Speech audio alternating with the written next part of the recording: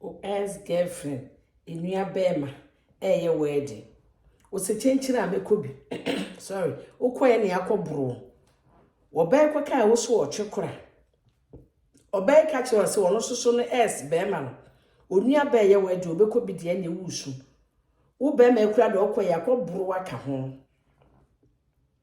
bema ne to no oncho ho kura ne chese wondo the same thing oba so ne to no oncho ho kura ne se wondo bema so hu se bema bifoforo kura de sa atuko no de sa de nane na wono foso a enye ne ya ebe ne ya the same thing so na so s what de sa ne nane na woto won so ebe ne ya mema ni nyina obi atwekora ema no yesu nyina atwekora ti se wo mpanipa no wo mpane dia fine bibie no o ya ebe fa ho ba so do nipa ne pa dia achare wo hu ebe o ya etu s ye mo enye s ema ni bi ntisa emema ni bi susu ntisa bema bu an s wo chese o hia kra se wo be kọ ni fie kra bi koso no wajai bema se wo respect no wo ye gentle what chese wo ye gentle to the sense ni s and s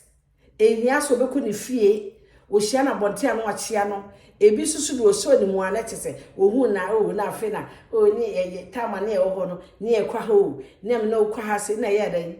o s yo s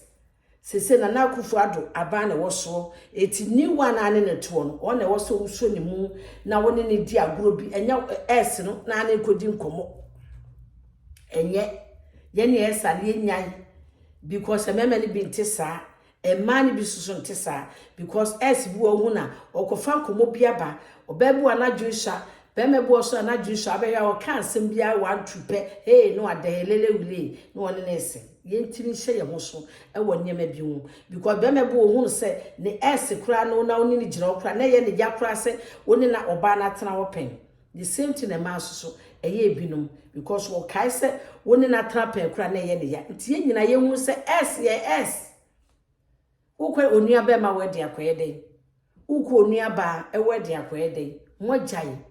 o s no oyo s Johnny ne to no onua wedi na osokobi ebi ehwehwe ne mododo Ewurade fie nyina agbọ ne nche I love you oh